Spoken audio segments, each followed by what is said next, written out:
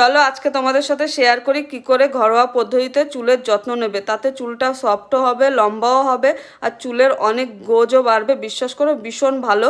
প্রথমে আমি একটা অ্যালোভেরা নিয়ে তার সাদা অংশটা বের করে নিয়েছি, তাতে 100 গ্রাম টক দই নিয়েছি আমার চুলের লেন্থ অনুযায়ী।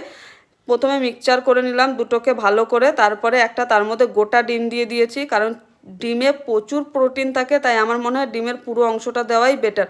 আর ডিমের গন্ধ যাওয়ার জন্য একটু গোলাপ জল দিলে ভালো হয়, কিন্তু আমার যেহেতু ঘরোয়া পদ্ধতিতে গোলাপ জল নেই তাই আমি দেইনি, দোকানেরটা ইউজ করিনি। আর তার সাথে একটু কোকোনাট অয়েল, সেটাও যদি কেউ বাড়িতে বানাতে পারো তাহলেই দাও, নাহলে এই 3টে উপকরণ দিয়েই বানিয়ে নাও। যার চুল একদম খারাপ হয়ে গেছে তারা মাসে 2বার লাগাও, 15 দিন অন্তর অন্তর। আর যাদের মোটামুটি আছে তারা মাসে 1বার করে দেখো, এইরকম 3 মাসে অবশ্যই রেজাল্ট পাবে।